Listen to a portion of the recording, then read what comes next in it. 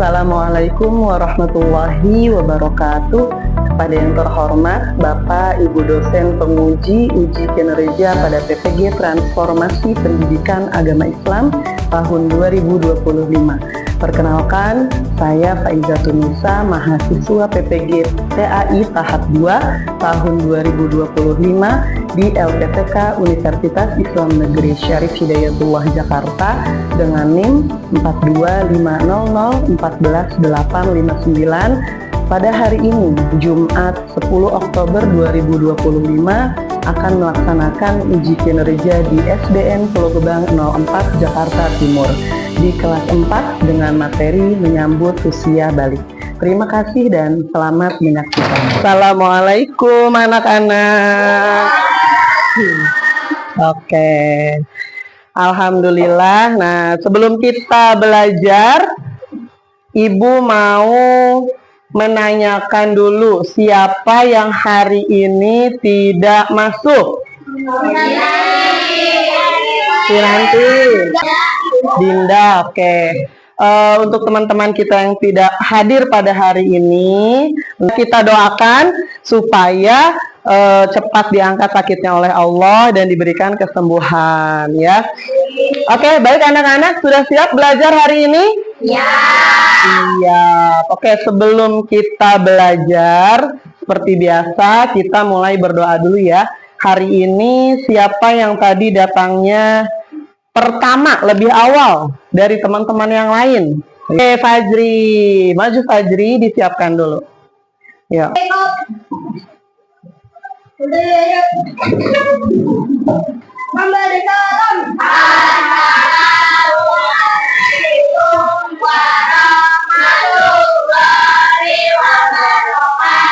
Waalaikumsalam warahmatullahi wabarakatuh. Bismillahirrahmanirrahim. Alhamdulillahirabbil Ar-Rahmanir-Rahim Maliki yaumiddin Iyyaka na'budu wa iyyaka nasta'in ihdinas siratal mustaqim siratal ladzina an'amta 'alaihim ghairil maghdubi 'alaihim waladdallin.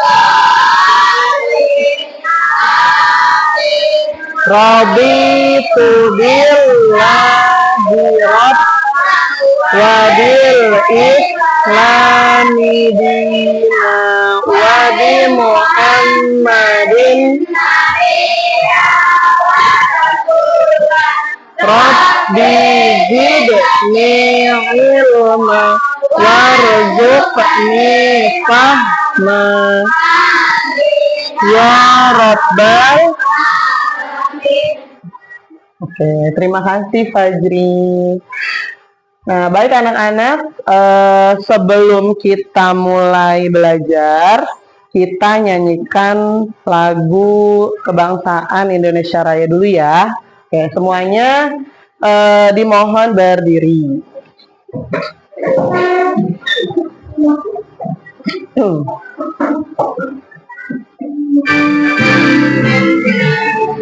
Ya, nyanyikan bersama-sama. Indonesia tanah airku, tanah tumpah di sanalah aku berdiri, jadi panggul hidupku. Indonesia kebangsaanku, bangsa dan tanah airku. Marilah kita bersatu, Indonesia bersatu. hiduplah, hiduplah negeriku, bangsaku, rakyatku semuanya, bangunlah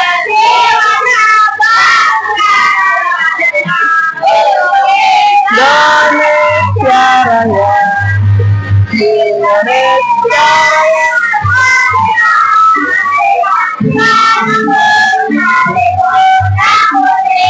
Indonesia Raya, merdeka, merdeka, hiduplah Indonesia Raya. Indonesia Raya, merdeka, merdeka, tanahku, negeriku yang ku cinta. Indonesia Raya,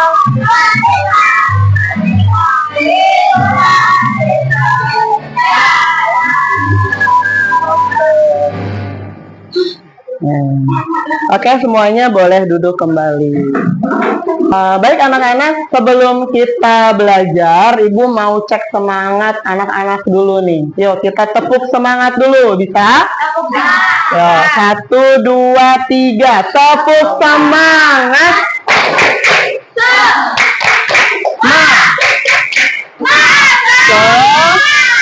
Oke, kabarnya anak-anak hari ini? Luar biasa, Allah. Oke, siap menerima materi pelajaran dari Bu Guru hari ini? Ya. Iya, baik. Nah, anak-anak, pada hari ini kita akan belajar tentang menyambut usia balik, ya. Nah, anak-anak pernah dengar tidak kata balik? Pernah dengar? Pernah dengar kata balik? Oke. Sekarang Bu Guru mau tanya. Kira-kira apa sih artinya balik? Ayo, ada yang tahu apa sih artinya balik? Apa coba Safira? Kira-kira umurnya sudah dewasa, kata Safira, boleh. Oke, nanti kita lihat ya apa benar arti balik itu dewasa. Nah, anak-anak, baik, hari ini kita akan membahas tentang usia balik. Apa sih arti balik itu? Ini yang akan kita pelajari. Nah, kita akan mempelajari arti balik. Apa sih sebenarnya balik itu? Yang kedua, apa ya tanda-tanda balik bagi seseorang, ya, terutama anak-anak yang memasuki usia remaja. Dan usia remaja itu kira-kira usia berapa tahun, dari berapa tahun sampai berapa tahun ya, gitu. Nah, itu yang akan kita pelajari. Yang ketiga, kita juga akan pelajari tentang tata cara mandi hadas besar bagi orang yang berhadas besar. Yang terakhir, larangan bagi orang yang sedang berhadas besar. Ya, jadi 4 poin ini yang akan kita bahas pada hari ini, ya. Oke. Nah, coba kalau dilihat gambarnya, anak-anak bisa perhatikan. Nah, ini ada bayi. Nah, ini juga balita, anak-anak. Nah, remaja, dewasa, ada orang tua. Yang ini laki-laki, yang ini perempuan. Nah, di antara balita, anak-anak, remaja, dewasa, dan orang tua ini dipisah dengan satu garis yang namanya balik. Apa sebenarnya arti balik? Nah, ini pengertiannya. Coba dibaca yang keras. Adam, coba baca yang keras, Dam. Balik dalam Kamus Besar Bahasa Indonesia. Yuk, Dam. Balik dalam Kamus Besar Bahasa Indonesia memiliki arti cukup umur. Jadi, balik itu artinya adalah cukup umur, sampai, atau secara istilahnya kedewasaan bagi seorang muslim. Jadi balik itu artinya, benar yang dikatakan Safira tadi, balik artinya adalah kedewasaan seorang muslim. Anak-anak kan ketika dilahirkan, apa langsung besar tubuhnya? Enggak kan? Pasti bayi dulu, ya kan? Ya kan, Anissa? Dari bayi, terus jadi anak-anak, terus remaja, habis remaja orang dewasa, habis dewasa baru menjadi orang tua. Nah, di fase-fase kehidupan itulah kalian akan mengalami yang namanya usia balik. Usia ketika diri kalian sudah bisa dikatakan dewasa. Bagi seorang muslim. Kenapa bagi seorang muslim? Karena seorang muslim ketika dia sudah mencapai usia balik, maka dia akan diwajibkan untuk menjalankan hukum-hukum syariat agama. Yang disebut dalam istilah fikihnya adalah mukallaf. Ya, berbeda antara mukallaf dengan mu'allaf. Jangan sampai terkecoh anak-anak. Nah, ada mukallaf, ada mu'allaf. Kalau mukallaf artinya adalah orang yang sudah memasuki usia balik dan dia sudah diwajibkan untuk menjalankan syariat agama. Kalau mu'allaf, orang yang baru masuk Islam, namanya mu'al. Iya, ingat, jangan sampai terbalik. Mu'allaf artinya orang yang baru masuk dari Kristen, bersyahadat, masuk jadi Islam, itu namanya mu'allaf. Dari Hindu, dia mengucapkan 2 kalimat syahadat, masuk Islam, namanya mu'allaf. Kalau mukallaf adalah orang Islam, dia memang asalnya orang Islam dan dia sudah mencapai usia balik, maka dia diwajibkan menjalankan ketentuan-ketentuan agama atau syariat agama. Bu, syariat agama itu apa, Bu? Ya, kewajiban agama. Apa sih kewajiban agama contohnya? Sholat, pinter. Menuntut ilmu. Kalau orang sudah balik, artinya dia sudah mukallaf, maka dia harus sholat. Bu, kalau kita nggak sholat berarti gimana? Iya, nanti dosanya akan ditanggung oleh masing-masing. Karena ketika usia kalian sudah mencapai usia balik, maka pada saat itu juga, hari itu, detik itu, catatan amal kebaikan dan keburukan kalian sudah mulai dipertanggungjawabkan atas diri kalian sendiri. Nah, untuk mencapai usia balik, ada tanda-tandanya anak-anak. Nah, ini tanda-tandanya. Tanda-tanda balik menurut ilmu fikih. Ada 3. Yang pertama, mimpi basah. Atau bahasa fikihnya, ihtilam. Nah, mimpi basah ini hanya dialami oleh laki-laki. Ya, jadi perempuan nggak ada mimpi basah. Yang laki-laki kalau tidur terus mimpi, ya nggak tahu ibu guru mimpinya mimpi apa, pas bangun tidur celananya basah.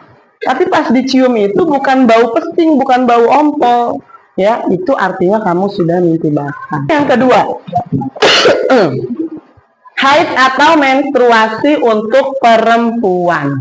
Oke, nah yang ketiga, tanda-tanda balik yang ketiga yaitu berusia 15 tahun untuk laki-laki dan perempuan. Nah, jadi ada 3 tanda balik menurut fikih.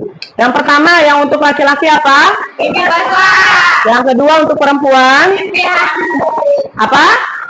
Menstruasi. Yang ketiga berusia 15 tahun, baik bagi laki-laki ataupun perempuan. Iya.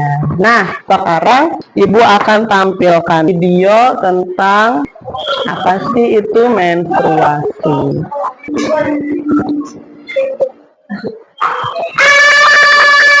Apa ini? Rena, udah aku cerita. Nanti kalian akan menjadi lebih dewasa saat pubertas. Seperti Rena yang keluar darah dari vagina yang disebut dengan menstruasi atau datang bulan. Nanti kalau kamu sudah besar akan lebih paham. Berarti nanti diri juga akan menstruasi. Bukan, diri sebagai remaja laki-laki tidak mengalami menstruasi, tapi akan mengalami mimpi basah. Mimpi basah, apa itu tante?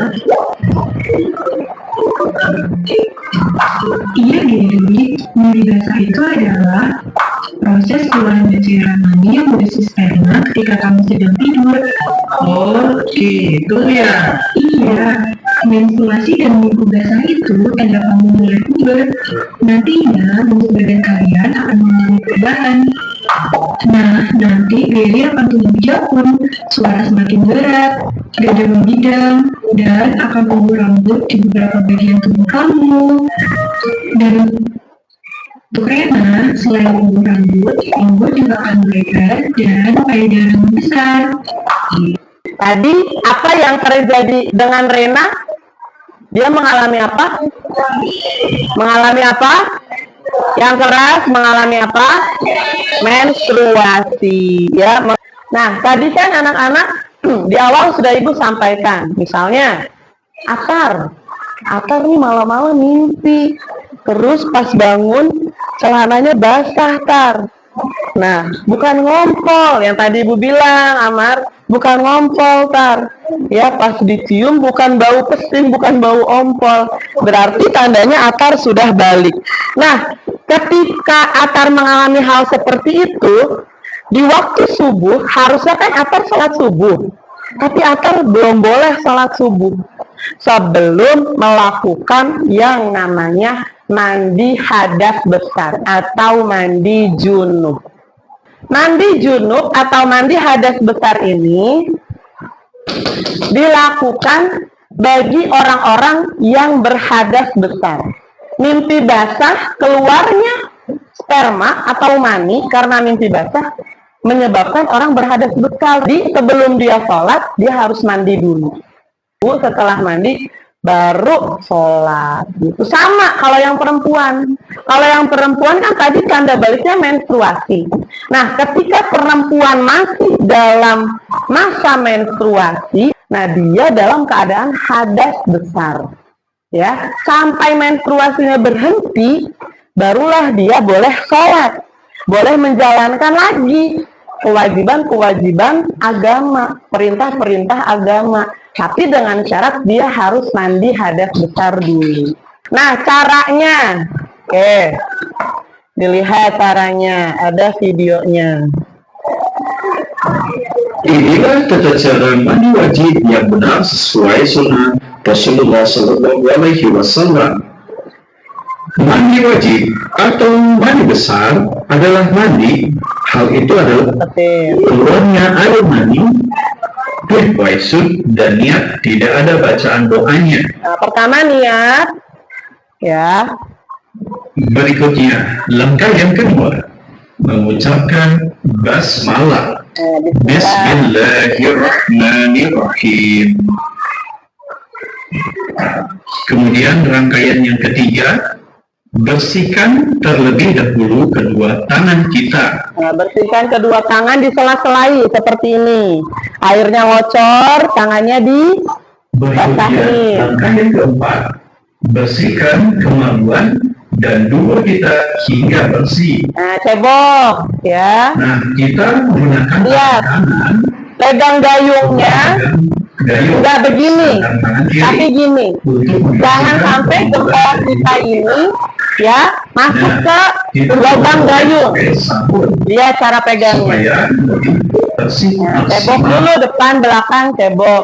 Ini tata cara mandi hadas besar yang benar. Jadi jangan asal mandi. Selanjutnya, langkah yang kelima, bersihkan kedua tangan. Nah, habis cebok, cuci lagi kedua tangannya pakai sabun. Bekas tadi bisa kita bersihkan dengan cara menggunakan media tangan atau bisa kita bersihkan dengan cara media sabun. Selanjutnya, langkah yang keenam, Nah, kita berwudu. melakukan rangkaian wudhu sempurna. Ya, berwudu seperti biasa mau sholat. Sholat pada umumnya. Ya, Langkah-langkah tersebut seperti yang pertama mengucap basmalah, mau wudhu. Kedua mengerjakan rangkaian-rangkaian wudhu. Wudhu diakhiri mencuci kaki. nah setelah berwudu, Selanjutnya, nah ini dia masih berwudu. Yang selanjutnya Nah, yaitu jangan nyelai rangkaian rambut sebanyak 3 kali, ya. Jadi yang pertama kan kalian baca niat dulu. Nawaitul ghusla, kalau bisa bahasa Arabnya. Kalau nggak bisa, pakai bahasa Indonesia. Aku niat mandi untuk menghilangkan hadas besar fardu karena Allah Ta'ala. Nah, udah, kemudian cuci tangan. Habis cuci tangan, sebok. Habis sebok, cuci tangan lagi pakai sabun. Nah, habis cuci tangan pakai sabun, Nah, habis berwudu, baru disela-selai rambutnya. Ya, rambutnya dibasahin 3 kali pakai air. Airnya jangan tercampur sabun dulu, air biasa aja, nggak boleh ada sabun, ada sampo, nggak boleh. Ya, tok air aja. sela-sela rambut pakai air sebanyak 3 kali. Nah, Salahnya harus dibasahin. kita pahami bahwa mandi wajib atau mandi junub atau mandi besar sebaiknya dikerjakan dan dilakukan dengan cara kita jongkok sesuai dengan apa yang dicontohkan oleh Rasulullah SAW. Sesudah beres nyela rambut, maka kita masuk ke rangkaian yang ke-8. Guyur kepala kita pakai air sebanyak 3 kali. Oke, nah setelah diselesaikan dulu. Bahwa mandi wajib atau mandi junub sebaiknya dilakukan dengan cara jongkok sesuai dengan apa yang dicontohkan oleh Rasulullah SAW. Nah, sudah kita beres melakukan rangkaian ke-8, kita langsung ke rangkaian yang ke-9. Rangkaian yang ke-9 yaitu Bagian kanan di pada sini. sebelah kanan terlebih dahulu. Nah, setelah itu, Nah, seperti pada contoh dalam video efeknya tersebut. semua Nah, disela-selain rangkaian yang ya. ke-9 itu kita mengguyur bagian tubuh sebelah kanan, ya, Nah, setelah itu dimulai sebelah dari bagian kiri. atas, lipatan-lipatan tubuh seperti ketiak, juga lipatan-lipatan kaki juga kita harus bersihkan. Ya. Kemudian hingga merata. Nah, saat terakhir guyur seluruh badan pakai air hingga merata. Ya, guyur semuanya sampai merata dari atas sampai bawah. Guyur Nah, yang terakhir pindah tempat lalu seperti mencuci kedua kaki. Ya, jadi itu urutan mandi hadas besar nih.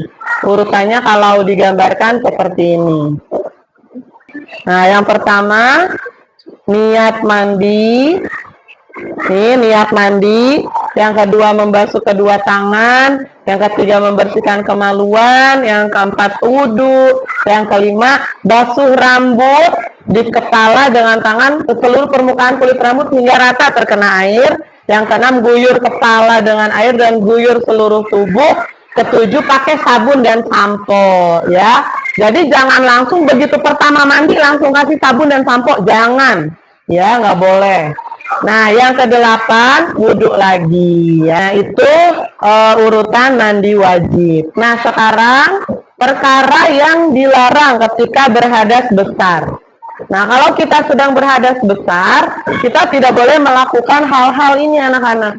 Pertama, nggak boleh sholat fardu sebelum kita mandi hadas besar dulu, ya. Yang kedua, tawaf.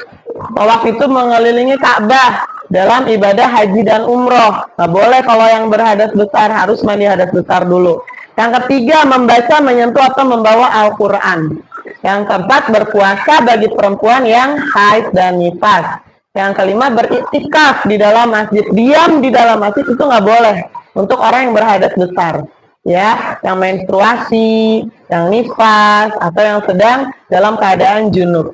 Yang keenam, berhenti atau duduk di dalam masjid. Nah, ini 6 hal yang tidak boleh dilakukan oleh orang yang sedang berhadas besar. Nah, kemudian yang terakhir, kewajiban apa sih yang harus kita lakukan setelah kita memasuki usia balik? Yang tadi di awal Ibu bilang, sholat fardu, ya kan? Ini perintah Allah harus kita laksanakan. Kalau tidak dilaksanakan, maka kita akan berdosa dan dosanya akan ditanggung sendiri.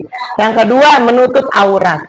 Nah, yang ketiga, menuntut ilmu. Ini kewajiban yang akan kita laksanakan kalau kita sudah mencapai usia balik. Oke, sampai sini ada pertanyaan? Oke, kalau tidak ada, Ibu bagi ya kelompok menjadi 6 kelompok. Oke. Nah, ini langsung Ibu kasih aja kertasnya, nanti dibuka dapat nomor berapa. Pegang. Nanti dibuka dapat nomor berapa.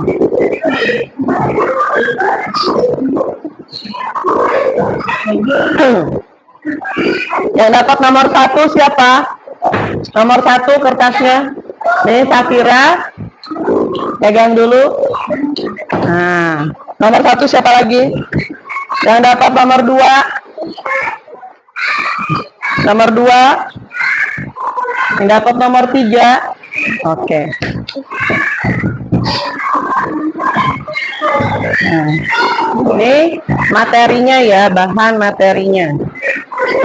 Nah, anak-anak, coba perhatikan dulu sebentar. Tugas kalian adalah, Ibu pinjam.